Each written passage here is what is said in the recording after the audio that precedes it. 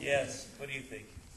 I was just going to say with Mike Boddicker, you know how I put him through his paces? I did the same thing with Rachael, too. We were on the paddle tennis court, and I wouldn't let her get off the court until we, I don't know, until there was a bunch of points on the board or something. Yeah, I think I won that. That was pretty cool. We don't have to tell her. I was there the day that Sean fulfilled his boyhood dream. Oh, witness! I saw it. And I drove out there with him because Jim was going to teach me how to throw a pitch without hurting myself or someone else. And we did that for a little while, and I see Sean, he's working his stuff, he says, "I'm going to hit a home run." I'm like, okay, good. Yes, you do that. And this is what I think came out of my mouth, but something else must have betrayed me because he was my ride out to the field, and he just said, "Here, take my keys." And, you know, sort of said, like, feel free to go home, this might take a while. Just no ego whatsoever. And it was a moment where I really wanted to sort of show solidarity with what he was doing, and but the mosquitoes were starting to bite. But I stayed, and it was worth it. And he helped me in one thing, too, I want to say.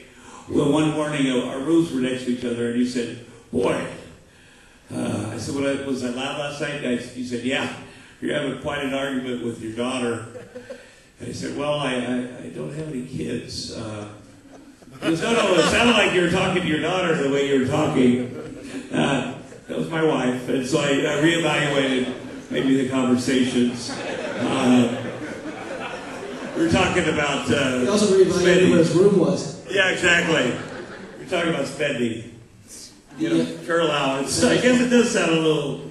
You know, but I couldn't hear exactly what was going on, but it sounded like honey, honey. Now listen, honey, please. Okay, listen, it's okay.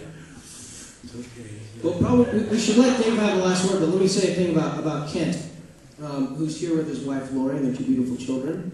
Yes, hi Lori. They are.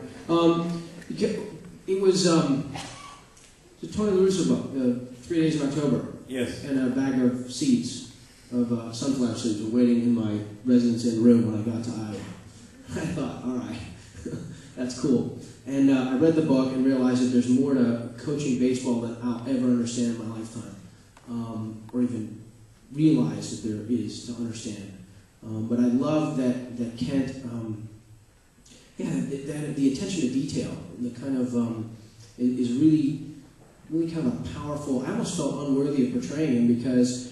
He represents, and I know you're like a living flesh human being, right? I know that, but the idea of teaching is, to me, the most sacred thing there is. I mean, next to maybe giving, delivering babies or growing wheat or some corn or something, the idea that you take someone else and give them knowledge and inspire them is it's sacred. And we don't value it nearly enough we value it in our minds, but not in our checkbooks in our society. And so I was standing there portraying this teacher, and I just thought,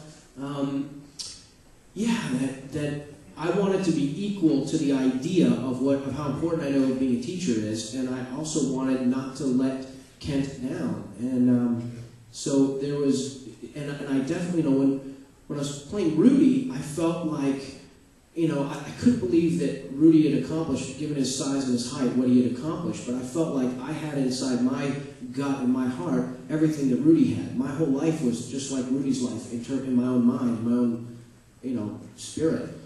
But this idea, I keep talking about this to the journalists and stuff, this expectation of excellence, that it's not only okay to win, but, that it's an art form. And knowing that Kent achieved that, it was kind of daunting, kind of intimidating. Because, to me, I'm happy just to be in the game. So I learned a lot from Kent there, and he continues to be a pretty great role model for his kids and for his, community and principal.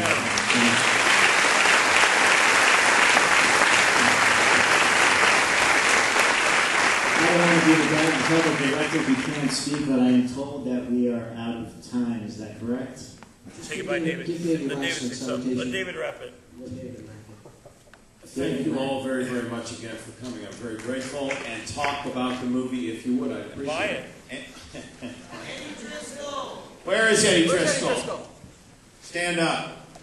Roger Dempsey, Madison Star Press, from the movie Eddie Driscoll. else? Did we miss anybody else? Mitch Allen and Alec Ban, who wrote the song and performed it on the movie, which is absolutely beautiful. It is.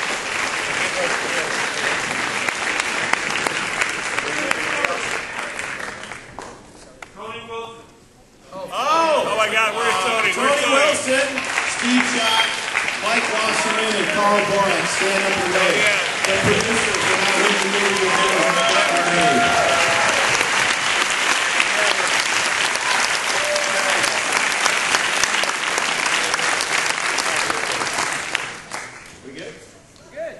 Thank you guys, thank you. Okay.